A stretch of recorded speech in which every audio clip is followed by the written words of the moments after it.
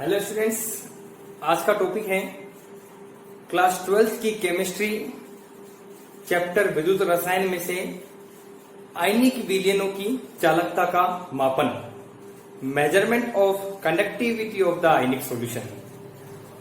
आयनिक solution की चालकता का मापन को पढ़ने से पहले हम ये देखेंगे कि आयनिक विलयन क्या होते हैं। आयनिक विलयन एक प्रकार की विद्युत अपघटनीय विलयन ही है और वो विलयन जो आयनों से मिलकर बने होते हैं, विपरीत आयनों से मिलकर बने होते हैं, उन्हें हम आयनिक सॉल्यूशन कहते हैं। जैसे कि NaCl का विलयन जिसमें Na और Cl दो पॉजिटिव और नेगेटिव आयनों से मिलकर बने हुए हैं। उसी प्रकार से KCl है, कॉपर सल्फेट है, जिंक सल्फेट है। तो हम देख सकते हैं जैसे कि NaCl का विलयन है तो उसमें Na+ और Cl- दो आवेश, दो आयन होते हैं। और जिंक सल्फेट इस प्रकार से और भी एग्जाम्पल है। तो जिंक सल्फेट में भी Zn+2 और SO4 दो आयन होते हैं या दो आवेश होते हैं। तो जो विलयन आयनों से मिलकर बने होते हैं उन्हें हम आयनिक विलयन कहते हैं। और इनकी चालकता का मापन करने के लिए हमें एक स्पेशल व्हीटस्टोन ब्रिज का उपयोग करना होगा, क्योंकि इनकी चालकता को पढ़ने से पहले, इनकी चालकता को ज्ञात करने से पहले हमें इन विलयनों का प्रतिरोध ज्ञात करना होता है।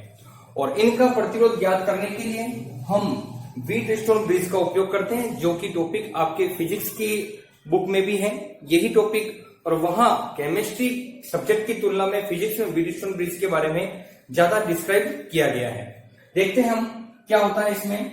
व्हीटस्टोन ब्रिज जो आपका कुछ इस प्रकार से होता है, जिसमें चार प्रतिरोध जो है वो इस प्रकार से लगे हुए होते हैं और ये चारों प्रतिरोध एक गैल्वेनोमीटर के द्वारा इस प्रकार से जुड़े होते हैं। इन चारों प्रतिरोध को हम यहाँ पर इस प्रकार से लगा देते हैं। ये इस प्रकार से ये चारों प्रतिरोध हमने यहाँ लगा दिए, जिसमें से एक R1 है, एक R2, दूसरा R3 और ये हमारा हो गया R4। और ये चारों प्रतिरोध यहाँ बीच में गैल्वेनोमीटर के द्वारा जुड़े हुए हैं और इनको हमने यहाँ पर एक बैटरी आदि से हमने इसको जोड़ रखा है, जो कि हमारा DC वोल्टेज देता है। यहां पर हमने DC वोल्टेज से हमारे चारों प्रतिरोध को हमने यहाँ पे जोड़ रखा है। और इन चारों प्रतिरोध में से ये तीन प्रतिरोध तो हमारे लिए ज्ञात होते हैं और जिस विलयन का हमें प्रतिरोध ज्ञात करना होता है उस विलयन को हम इन चारों में से किसी भी जगह पर हम रिप्लेस कर देते हैं। अब यहाँ प्रॉब्लम ये आती है कि द्रव अवस्था, जो आयनिक विलयन होते हैं वो द्रव अवस्था में होते हैं। तो द्रव अवस्था के विलयन का प्रतिरोध ज्ञात करना थोड़ा टिपिकल होता है कि हमें द्रव अवस्था का प्रतिरोध हम कैसे ज्ञात करें।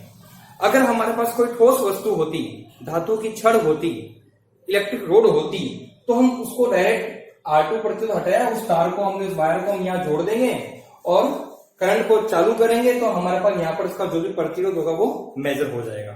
परंतु जब बात सॉल्यूशन की आती है कि हमें आयनिक विलयन का प्रतिरोध ज्ञात करना हो तो हम उसका प्रतिरोध कैसे ज्ञात करते हैं।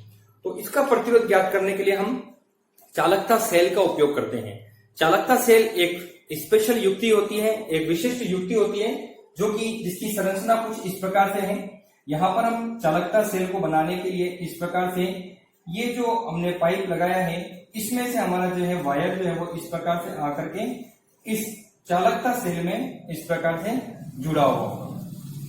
ये हमारा चालकता सेल है। यहाँ पर हमने इलेक्ट्रोड लगा रखे हैं इस प्रकार से। सेम अपोजिट साइड में भी हमने ऐसा ही किया है। यहाँ पर भी हमने एक इलेक्ट्रोड लगाया है और उसको भी हमने इस प्रकार से ऊष्मारोधी बनाने के लिए इस प्रकार से हमने उसको पैक किया है। ऊष्मारोधी हमने इसको पूरे बॉक्स को, जो कि हमारे विशिष्ट संरचना होती है चालकता सेल की, इसकी विशिष्ट संरचना कहने का तात्पर्य यह है कि हमने इसको पूरे को ऊष्मारोधी बनाया है। ऊष्मारोधी इसलिए बनाया है क्योंकि हम जानते हैं कि आयनिक विलयन जो होते हैं वो ताप के प्रति सुचालक होते हैं, यानी कि इनकी चालकता ताप को ग्रहण करने पर बदल सकती है, वो बढ़ भी सकती है या वो घट भी सकती है।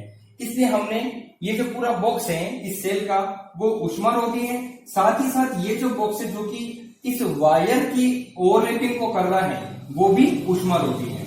और ऊष्मारोधी बनाने का मतलब मैंने आपको बता दिया, इनको ऊष्मारोधी हमने क्यों बनाया है, ताकि कोई भी ऊष्मा जो है इस विलयन की चालकता को परिवर्तित न कर सके। अब बात आई कि यहाँ जो हमने विलयन भरा है जिसकी हमें चालकता ज्ञात करनी है, यह हमारे पास आयनिक विलयन है। इस विलयन की हमें चालकता ज्ञात करनी है।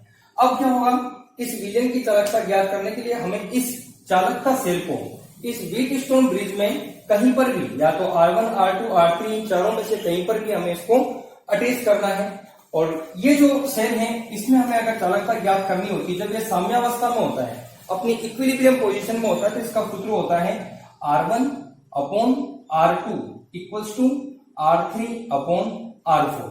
R1 अपॉन R2 जो कि गैल्वेनोमीटर के एक और है, तो हमने गैल्वेनोमीटर के एक और जो R1 R2 रखे हैं उनको हमने सूत्र में भी एक और रखा है, और R3 R4 हमने गैल्वेनोमीटर के नीचे रखे, तो फॉर्मूले में भी हमने उनको एक तरफ रखा है। यहाँ पर जो है वो करंट इस प्रकार से I1 यहाँ जाएगा, यहाँ पर करंट I2 इस प्रकार से, यहाँ करंट I3 और ये यहाँ करंट आपका जो है वो I4 इस प्रकार से इसमें रोटेशन करेगा। अब क्या होता है, हमें इस आयनिक विलयन का प्रतिरोध ज्ञात करना है। तो इसका प्रतिरोध हमें, हमारा टॉपिक जो है वो ये है आयनिक विलयन की चालकता का मापन। परंतु चालकता का मापन करने से पहले हमें इस आयनिक विलयन का प्रतिरोध ज्ञात करना होगा, और प्रतिरोध ज्ञात करने के लिए ही हम व्हीटस्टोन ब्रिज का उपयोग कर रहे हैं। और व्हीटस्टोन ब्रिज जो होता है, अगर हमारे पास यहाँ पे कोई ठोस धातु होती या ठोस वस्तु होती तो उसका हम चालकता आराम से ज्ञात कर लेते हैं, डायरेक्ट हमने उसको तार को यहाँ लगा देते हैं और हमें चालकता ज्ञात होती है। परंतु यहाँ हमारे पास विलयन है जो कि एक द्रव अवस्था लिक्विड फॉर्म में है, और लिक्विड फॉर्म यानी कि द्रव अवस्था का विलयन की अगर हमें चालकता ज्ञात करनी होगी तो उसको लेने के लिए हमें एक विशिष्ट युक्ति, स्पेशल इंस्ट्रूमेंट का यूज करना होगा, जो कि हमारा कंडक्टिविटी सेल या चालकता सेल कहलाता है। इस सेल को हमें, सपोज मैंने R1 प्रतिरोध को यहाँ से हटाया, तो मैं जैसे ही यहाँ से R2 प्रतिरोध को यहाँ से हटाऊंगा तो हमें क्या करना है, इन वायर को यहाँ पर जोड़ देना है। तो आप देख सकते हैं मैंने इस वायर को तो है जो यहाँ पर इस प्रकार से यहाँ जोड़ दिया इस वाला वायर से, और ये वाला जो वायर है उसको अपन ने यहाँ पर इस प्रकार से इससे जोड़ दिया है। तो ये जो है चालकता सेल हमारे इस व्हीटस्टोन ब्रिज से इस प्रकार से जुड़ जाएगी, जिसके द्वारा जैसे ही हम यहाँ पे करंट को फ्लो करेंगे तो यहाँ पर हमें चालकता इस विलयन की ज्ञात हो जाएगी। अब यहाँ एक समस्या और आती है, एक समस्या वो ये आती है कि जब हम आयनिक विलयन को ले रहे हैं तो आयनिक विलयन जो है डीसी करंट के साथ में काम नहीं करता है। डीसी करंट क्या होता है, डीसी करंट होता है डायरेक्ट करंट, जिसको हम दिष्ट धारा भी कहते हैं, और दिष्ट धारा के साथ में आयनिक विलयन अपना प्रतिरोध एग्जैक्ट नहीं बता पाएगा। उसका कारण यह है कि जो दिष्ट धारा होती है वो आयनिक विलयन को, मैं आपको यहाँ समझा देता हूं, आपको नोट डाउन करना हो तो आप इसको वीडियो को बैक करके भी कर सकते हैं, यहाँ पे मैं कुछ करेक्शन कर रहा हूं। तो हम क्या करेंगे, जैसे सपोज मैंने यहाँ पे कोई विलयन लिया है, वो विलयन है मेरे पास में NaCl, तो यहाँ मैंने Na प्लस और यहाँ मैंने Cl माइनस ये लिया, ठीक है ना। सपोज ये जो मेरा इलेक्ट्रॉन है यहाँ पर है पॉजिटिव और ये जो है वो यहाँ पर है नेगेटिव। अब यहाँ हम जानते हैं कि इलेक्ट्रॉन अगर पॉजिटिव और नेगेटिव है तो हमारे इस आयनिक विलयन में जो होंगे अपोजिट आयन ही क्या करेंगे, अपोजिट आयन की ओर जाएंगे। तो हम जानते हैं opposite ion attack each other, तो यहाँ पर ये पॉजिटिव है तो नेगेटिव यानी कि क्लोरीन जो है वो यहाँ पर आके डिपोजिट हो जाएगा, और ये नेगेटिव है तो सोडियम आयन जो वो यहाँ पर आके इस इलेक्ट्रॉन के ऊपर डिपोजिट हो जाएंगे। अब यहाँ जो है Cl जो है वो यहाँ पर आकर के इलेक्ट्रॉन को मुक्त कर देगा, इलेक्ट्रॉन को डोनेट कर देगा, खुद यहाँ पर Cl जो है वो डिपोजिट हो जाएगा, और Na जो है वो यहाँ पर आकर के इस इलेक्ट्रॉन को गेन कर लेगा, और इस रोड के ऊपर जो है ये जो इलेक्ट्रोड लगा हुआ उस इलेक्ट्रोड के ऊपर जो है Na डिपोजिट हो जाएगा। तो हमारा सॉल्यूशन के अंदर जो हमारा आयनिक सॉल्यूशन है उसमें आयनों का सेपरेशन हो जाएगा, Cl एक तरफ हो जाएंगे और Na एक तरफ हो जाएंगे। किसकी वजह से, इस डीसी करंट की वजह से, क्योंकि डीसी करंट जो होती है वो एक डायरेक्ट करंट होता है, एक दिष्ट धारा होती है। तो दिष्ट धारा के जैसे ही इस विलयन में आएगी तो जैसे आयनों का इसमें स्थानांतरण होगा, आयन इसमें जैसे ही गमन करेंगे तो आयन के इसमें जैसे ही जाने पर Na प्लस जो है वो नेगेटिव की तरफ चले जाएंगे और Cl माइनस जो है वो पॉजिटिव की तरफ जाकर के ये इन इलेक्ट्रोडों के ऊपर डिपोजिट हो जाएंगे, यानी कि जम जाएंगे।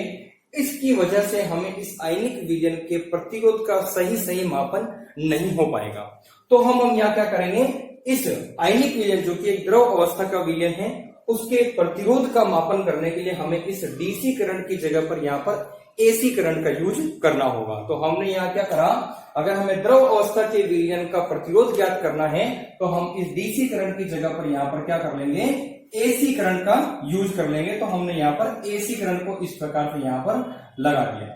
अब ये एसी करंट क्या करेगा, अब देखिए आप भाई करंट तो डीसी करंट भी इलेक्ट्रॉन का फ्लो करता है और एसी करंट भी इलेक्ट्रॉन का फ्लो करता है। तो एसी करंट से इसमें ऐसा क्या हुआ जो कि इसके संगठन को NaCl के संगठन को परिवर्तित नहीं करेगा या कोई भी जो आयनिक विलयन है उसके संगठन को परिवर्तित नहीं करेगा।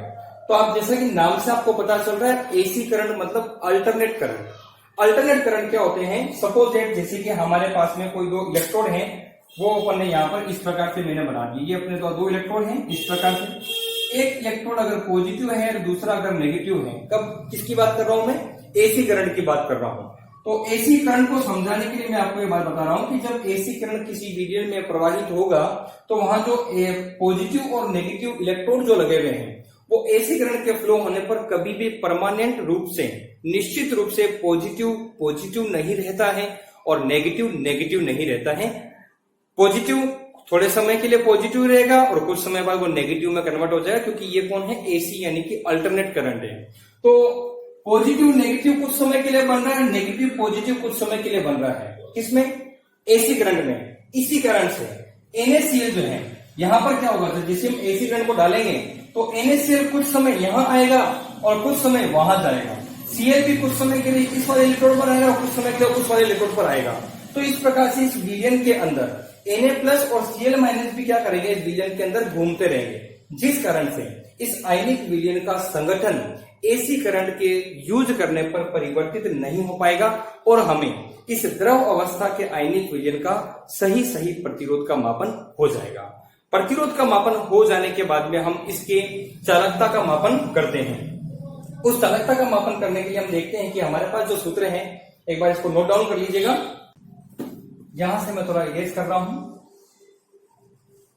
अब हमारे पास हमें इसकी चालकता का मापन करना है। प्रतिरोध का मापन हम फॉर्मूले के द्वारा, यहां से जैसे कि R2 की जगह में इसको रखा था तो इसको भी रिप्लेस करके बता देता हूं। अगर हमें R2 की जगह पर हमने इसको रखा है तो हमें R2 का मापन करना है, तो हम क्या करेंगे, R1 को इधर ले लेंगे, तो हमारे पास बचेगा क्या, 1/R2 इक्वल्स टू R3/R4 और ये R1 जो है वो क्या आ जाएगा, यहां पर इनटू में इस प्रकार से आ जाएगा। अब हमें R2 का मापन करना है तो R2 equals to R4 into R1/R3, ये इस प्रकार से हो जाएगा और इसके द्वारा हम इस R का मापन कर लेंगे, जो कि हमारा कौन है, चालकता, सेल में लिया गया आयनिक विलयन है। अब हम इस R का उपयोग, जो कि हमारा प्रतिरोध है, उसका उपयोग हम कहां करेंगे, अब हमें क्या करनी है, आयनिक विलयन की चालकता का मापन करना है। तो आयनिक विलयन की चालकता का मापन करने के लिए हमारे पास सूत्र है, फॉर्मूला है, kappa equals to C into L/A। ये फॉर्मूले हमने पढ़ रखे हैं। कप्पा जो है हमारा चालकता है और C जो है वो चालकत्व और L/A जो है वो है हमारा X, और कई बुक में इसको G स्टार के रूप में भी बता रखा है, जो कि हमारा सेल स्थिरांक यानी कि सेल कांस्टेंट होता है। कप्पा अपन ने ऐसा का ऐसा रहने दिया। C जो है वो C का फॉर्मूला होता है 1/R, तो 1/R तो ये हो गया, और L/A जो कि हमारा कौन है, सेल स्थिरांक है, उसकी जगह अपन ने सेल स्थिरांक को हम कैसे रिप्रेजेंट करते हैं, X से रिप्रेजेंट करते हैं। अब हमने इस R को ले लिया कि कप्पा के पास में, तो कप्पा यहाँ आ गया, R यहाँ आ गया, इक्वल्स टू में क्या हो गया, X। अब हमें यह करना है, हमें यहाँ करना है चालकता का मापन। तो चालकता कौन है, कप्पा है, R को अपन ने ले लिया इधर, तो कप्पा इक्वल्स टू क्या हो गया, X/R। ये अपन ने इस प्रकार से इसकी वैल्यू को हम यहाँ रख देंगे और हम क्या करेंगे, चालकता का मापन यहाँ पर इस फॉर्मूले के द्वारा आसानी से कर सकेंगे। यहाँ जो हमारे पास R है वो R कौन है, यहाँ जो R हमें प्राप्त हो रहा है वो R ही हमें, उस R की वैल्यू ही हमें यहाँ पर पुट करनी है।